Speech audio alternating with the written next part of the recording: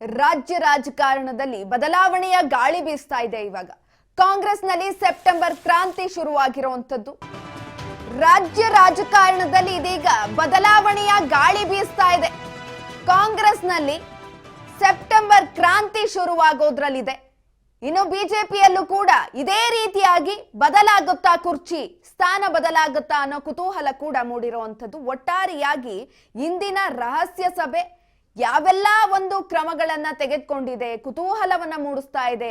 ಒಟ್ಟಾರೆಯಾಗಿ ಬಿಜೆಪಿ ರಾಜ್ಯಾಧ್ಯಕ್ಷ ಕುರ್ಚಿಯ ಸುತ್ತ ಟಾಕ್ ವಾರ್ ನಡೀತಾ ಇರುವಂತದ್ದು. ಅತ್ತ ಅಶೋಕ್ ದಿಲ್ಲಿ ಯಾತ್ರೆ ಮಾಡ್ತಾ ಇದ್ರೆ, ಇತ್ತ ವಿಜಯೇಂದ್ರ ಆಪರೇಷನ್ ಮಾಡ್ತಾ ಇರುವಂತದ್ದು. ಅಸಮಾಧಾನಿತರ ತಂಡಕ್ಕೆ ಆಪರೇಷನ್ ನಡೆಸಿದೆ BYV.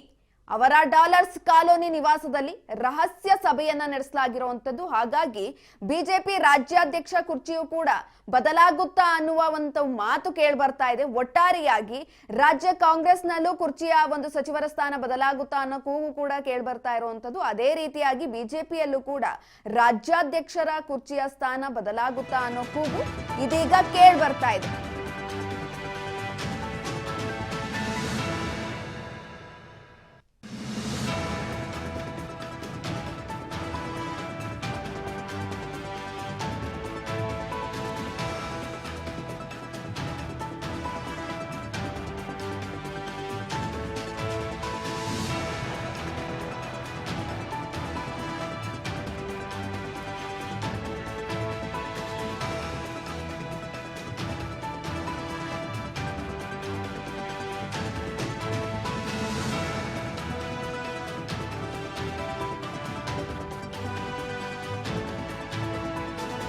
ಬಿಜೆಪಿ ರಾಜ್ಯಾಧ್ಯಕ್ಷ ಕುರ್ಚಿಯ ಸುತ್ತ ಇದೀಗ ಮಾತುಕತೆ ನಡೀತಾ ಇರುವಂತದ್ದು.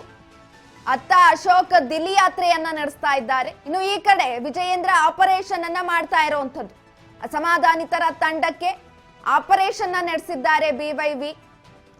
ಬೆಂಗಳೂರಿನ ಡಾಲರ್ಸ್ ಕಾಲೋನಿಯಲ್ಲಿ ರಹಸ್ಯ ಸಭೆಯನ್ನ, ಕಾಲೋನಿಯಲ್ಲಿರುವಂತಹ ನಿವಾಸದಲ್ಲಿ ರಹಸ್ಯ ಸಭೆಯನ್ನ ನಡೆಸಲಾಗಿತ್ತು.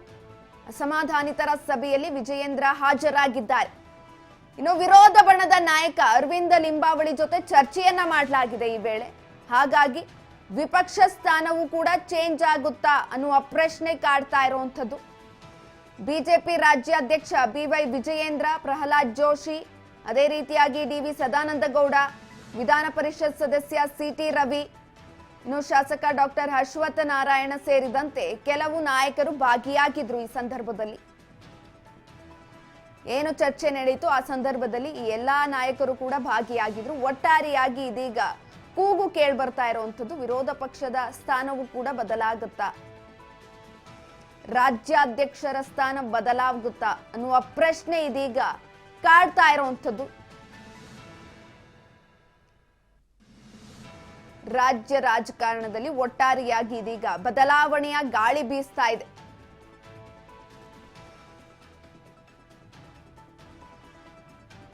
ರಹಸ್ಯವಾಗಿ ಮೀಟಿಂಗ್ ಅನ್ನ ಮಾಡಿದ್ದಾರೆ. ಇದರಲ್ಲಿ ಹಲವು ನಾಯಕರು ಕೂಡ ಭಾಗಿಯಾಗಿದ್ದಾರೆ. ಒಂದು ಮೀಟಿಂಗ್ ನಲ್ಲಿ ಕೆಲವೊಂದಷ್ಟು ಚರ್ಚೆಗಳಾಗಿದೆ. ಹಾಗಾಗಿ ಚರ್ಚೆಯಾದ ನಂತರ ಇದೀಗ ಕೇಳಿ ಬರ್ತಾ ಇರುವಂತದ್ದು, ರಾಜ್ಯಾಧ್ಯಕ್ಷರ ಕುರ್ಚಿಯೂ ಕೂಡ ಬದಲಾಗುತ್ತಾ ಅನ್ನುವ ಮಾತು. ಬಿಜೆಪಿ ರಾಜ್ಯಾಧ್ಯಕ್ಷ ಕುರ್ಚಿಯ ಸುತ್ತ ಇದೀಗ ಮಾತಿನ ಚಕಮಕಿ ನಡೀತಾ ಇದೆ.